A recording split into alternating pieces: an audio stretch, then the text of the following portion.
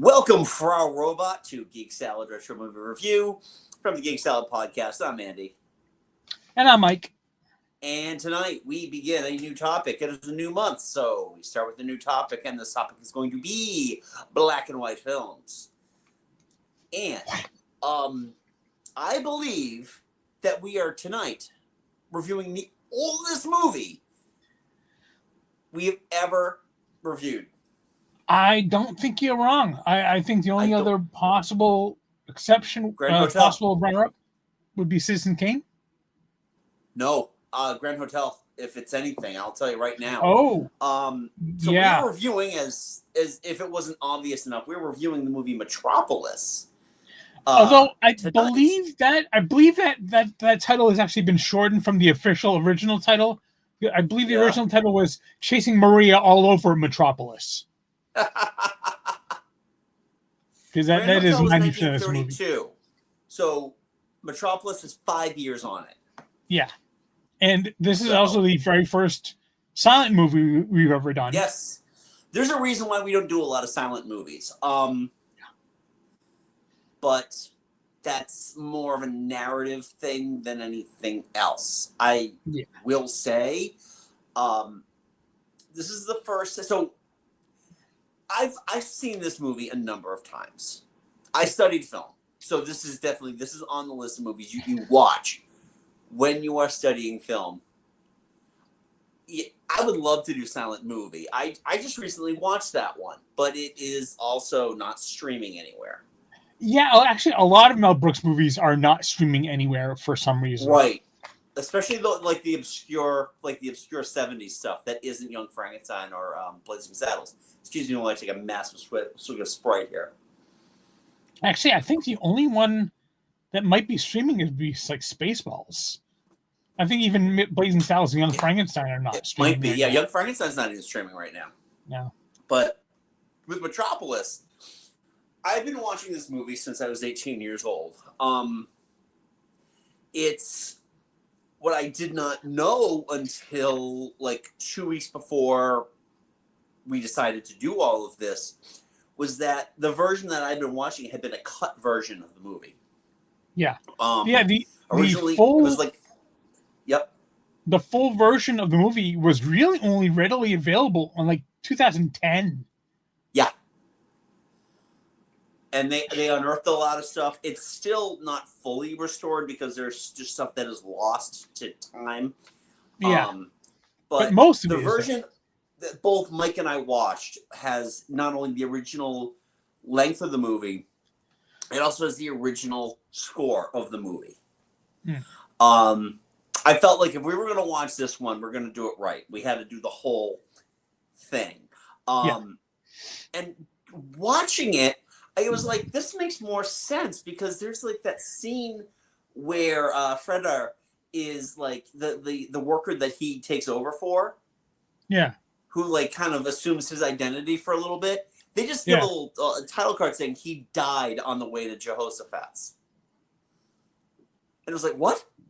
Because you never see him again. But you do see him again when he takes a knife to the ribs. I was wondering if that was a Georgi?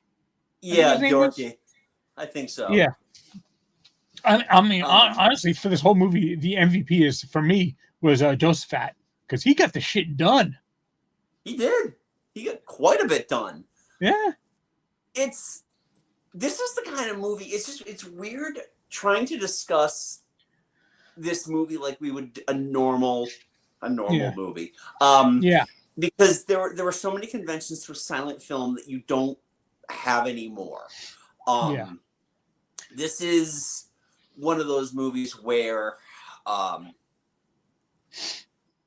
acting is like it has to be overblown. Yeah, because they didn't have the ability to speak that. Yeah, for me, like this was just laying it out. This was the very first time I've ever seen this movie. Okay, I've seen like the clips, that everyone's always seen, the images and all that. But I've never seen the video for Radio Gaga. Yeah. Because that's the first time I ever saw this. Radio Gaga. And I thought it was a great experiment as to what film could be in the 1927. I mean, if I'm not going to go as far as saying it's a good movie, but it's a great experiment. It is. I know I say I hate this term all the time. It's cinema. If again, yeah, I think does it hold up? If this were released today, people would just not understand it. Yeah. But putting yourself into that, in that mindset of when you're watching this in 1927, yeah, your mind had to have been blown. And I got to admit, even you take the effects that Fritz Lang had been using in this, the cinematic effects, the matte paintings, the backgrounds, the use of miniatures. A lot of this actually, I think, holds up better than most movies that were released in the 1940s. Oh yeah, I mean, like when right from like one of the opening shots where you see all the workers like going into the elevator. I mean, for one, you notice that the workers going into the elevator, leaving the shift, are moving a lot faster than the ones coming into the shift. Yes. Which I thought was a nice little tech bit there. But yeah, like then when you saw them, saw the actual workers in the elevator, like it switches to like a very obvious painting. Yeah. But the fact that they had that painting and then they made the whole thing look exactly like the actual set, just so that they could have they could have movement. Scale. They could actually see you lowering into the city. Yeah. Yeah. And I mean, because obviously, they did not have the ability to build that big of a set. I mean, as it was, the sets were very, very big in this one. Like when they actually had people like the kids weren't running around and all the people walking around the underground city, and even walking through the upper Metropolis. Yeah. The sets are huge. The sets were enormous. The Babylon set, the Tower of Babylon set, the Moloch set, the factory Moloch set was huge. That was the first part. I was like, you know what? I think I need to follow along in the Wikipedia plot synopsis for this one, because I was like, dude. Yeah, I was like, okay, it's cool. Oh, they failed at the machine. Like, okay, did they summon an ancient Canaanite demon? Like, yeah. Well, I think I lost something here. What the fuck is going on here? It's it's the guilt of privilege that Freda is facing in this. What I found very interesting, especially watching Bridget Helm play two very distinct characters. She was a really good actress for this one. She's fantastic. I mean, she, had like that, you're just too good for this world innocence as Maria. Yeah. But then doing the switch over into Robo Maria. Yeah. Not really any other way to describe her, really. Well, exactly. But it was interesting that you could kind of tell that she was Robo Maria because of the eyes. Yeah, they put like a lot more darkening around the eyes for that. Right. She also, she was winking like Lucille Bluth in some of those things too. Yeah. But also the way she would move her arms were it's very artificial. How she moved her arms, which, again, she's really a robot. I do find it interesting though that all the German Ubermensch watching her in the nightclub are like, ooh, naked shoulder blades. Yeah. But even the filming of that, like just pulling all those guys in. Yeah. It really worked. It was very much a morality play though. Oh God, yeah. And it really kind of hammers you over the head with it. I guess H.G. Wells not a fan of this movie, Of course not. and I can kind of understand. I can kind of understand his argument for it. Is like basically it's like it was a great experiment, but there's nothing here. Yeah, well, I mean, H.G. Wells noted Crank as well, so it's But you know what? He was the Alan Moore of his time. Yeah, he was a cranky old bastard, but damn it, he could write. And ironically, when it came to being portrayed as an Alan Moore thing, Alan Moore wanted nothing to do with it. League of Extraordinary Gentlemen. There's just something about this movie though that's like visually it's very pleasing, even in the black and white, even with the silliness of some of the the acting. A lot of like they act a lot with their arms. Yeah. I noticed. And I'm sorry, but at the very end, near the end where Maria is like calling all the kids, how many shots of that thing pounding against the gong? How many shots of that boom boom boom, boom do we get? We got at least a dozen. Just got to stretch it out. He was, within 10 years, he was already living in Paris because. Yeah. The thing is that this whole movie is such a anti-fascism message, and apparently Hitler loved it so much. Yeah. That Fritz Lang, and that he was like they wanted to make him an honorary Aryan. Yeah.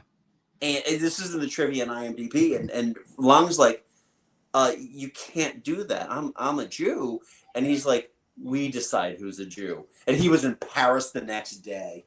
Yeah. It was like, I'm out of here. I mean, it's where like you could possibly see that it's like a communist message, but it's more of a socialist message because the full on like communist like revolution that they portray in this, they show it's like, no, this is a bad thing that's happening. Mm-hmm. So like, fascism is bad, communism is bad. This is like a very middle of the road. You're right about that though, and I wouldn't say it's communist though. I would say, and this is just common. Marxist, I mean? No, it's more socialist. It is more socialist. You said that earlier, because the workers do provide the means of production. That's the thing, and that's really what this is trying to convey. Now, obviously, when Grot and Yol shake hands at the end, because the eyes, the brain, the hand and the head must have the heart. The hand, the brain, the heart has to control them all, and that's Freder. And I don't even know if I'm pronouncing these names right. I'm not going to go into like the thick German, like Freder. I do think it's ironic the fact that the father is called Frederson, and it's like, shouldn't it be the son is Frederson and the father is Freder? I don't know. There's a lot going on with some of these dynamics here. I did appreciate though that the cut that both of us watched, if there was stuff written in German that was important for us to know, it gave us a subtitle. Yes. I actually, some of those subtitles I loved. I loved the motion that they were using for some of them. The other thing too, the visual effects in this movie, again, primitive to our eyes now. Yeah. It was some incredible work with lights, transposition of different things, overlays. When Rotwang, whatever his name is, when he was like giving the robot Maria's image, that effect is actually still looks fantastic today. Yeah, it does. The rings going around, the lightning going around. It's like, this is impressive. This is genuinely impressive. Yeah, exactly. It was funny too because when I was watching like the Tesla coils do their thing, and I was just thinking of when we watched Ed Wood last week. It's like, I'm not gonna get anywhere near that goddamn thing. One of them burned on the temple of the Count de Chandu. Yeah. Yeah, it just and what this the inspiration that this movie had to so much stuff. Yeah. You know, it definitely influenced the Flash Gordon Oh yeah. serial. The robot Dude, is if C-3PO. you, That was oh yeah, if you look at the original the what's his name? McQuarrie. Yeah, the Dan McQuarrie Yeah, images of C-3PO. yeah, It is the robot from Metropolis. yeah, It's spot on right there. yeah. And even that effect, the full body cast Yeah. that they used for that was really it blew my mind of how increase the flash forward noises and put more size stuff around if that Tesla coil. Yeah, no, it's just it's astounding to me how just ahead of its time this movie was, especially because when you look at, I mean, there is probably a handful of maybe 10 or 15 silent films that have truly stood the test of time, the ones that are shown in film school still. This one looks the best out of all of them. Yeah. Considering, like comparing it to Nosferatu, which was, pretty much shot by candlelight, it looked like. Or the Cabinet of Dr. Caligari, or something like that. From the Earth to the Moon. Yes. And a trip to the moon. Even like watching some of the old W.D. Griffin silent film stuff. But Sign of the Cross was one that was very, like, it's black and white, very impressive. He probably killed he killed more men than Cecil B. DeMille. But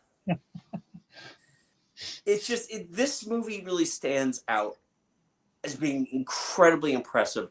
Cameras. I also read too. Cameras started rolling on this 100 years ago. Yeah. When you think about it, I mean, it's coming up on its centennial. Yeah. For me, I have a hard time processing the movies can be that old. Yeah, but I think Fritz Lang started working on this on like 1924, 1925. Yeah, it was 1925 that's when the camera started rolling on it. And then, released for 1927, and cut, censored. Watching it was interesting too, especially this movie was never meant to be watched on a high definition television. No. Because, man, they got away with a lot of like clandestine nudity in this movie, especially at the very beginning of Gardens. I'm like, yeah. That woman that he was like making turn around, like, that is sheer, and you can see the nips. Yep, exactly. But hey, they couldn't see it back then because they were adjusting their their Piznez glasses and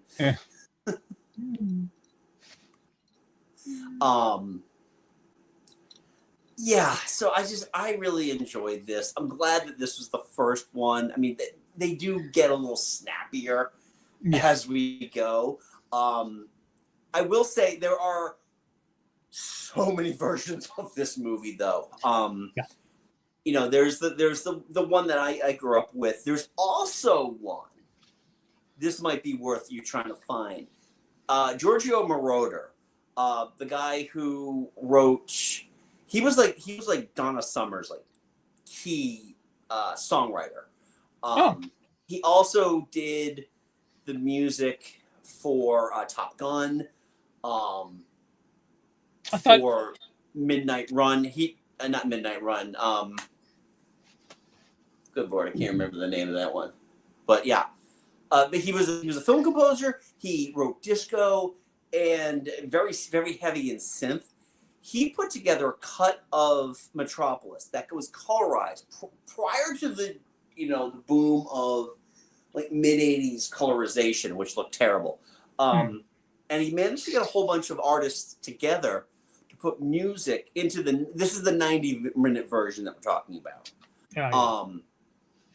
And he got Queen, he got Loverboy, he got a couple of other bands to put music out for that. And for the longest time, that is the only version I could find available. Yeah. You know what? This movie is like 2 hours and 2:27. Yeah, nearly 2.5 hours. And I honestly think you could have cut it down to about at least 2. I wouldn't have gone under 2 hours, but I would think you could easily cut out about half an hour of just footage that just repeatedly showing the same things over. You know, and I'm sorry. How long did it take Fritz Lang to chase down Maria in those catacombs when she's running around from that flashlight that's going all over the place? Yeah. No, there was a lot. You know, I understand. There was a lot there. But again, you got to pad out the running time somehow. You can't make everything too quick because they don't have inner monologue. They don't have, you don't have, and even the music doesn't really do the tricks that music can do now in film. No, I mean, honestly, music is pretty much through the entire movie, but it's really just kind of like something there to fill up the silence. Not so much as and accentuate what's happening. That's exactly what it had to do. I can't imagine and I'm sure that this was the kind of thing too that, especially in like the German film houses, they were getting like, just orchestras to play this. So, I mean, overall, I'm glad you finally had the experience of watching this movie for the first time. I am glad I did too. This was one of the big kind of, because back when I was in college, I went through a phase of watching some of the classics and all that. Yeah, this is just one that never popped on my radar. So I'm glad I finally got a chance to check it out. Yeah, I'm glad you did too, because I do find that this movie is an incredible. Again, it's not for everybody. It's not really, it can't be viewed from a modern lens, in my opinion. It is completely in the public domain, so it is entirely 100% free on YouTube. Yep. If you just want a chance to like expand your cinematic horizons a little bit, let's check it out. Yeah, no, absolutely. And the funny thing is too, this isn't the kind of movie you can watch distracted. Because, I mean, if you want to know what's going on and not follow Wikipedia, you got to follow the you got to follow those dialogue cards. Yeah. You do have to pay attention to it. It's not. Yeah. But anyway, I think that's about all I have to say about Metropolis. Yeah, that's all I got. You good? Yeah. No, this was fun. So yeah, this is the first movie of the month. So that means that throughout the month of November, we've got a few more black and white gems coming your way. We got to figure out what our plan is for the Thanksgiving week. In terms of when we are going to do that, but we were going to stick with Thursdays for right now.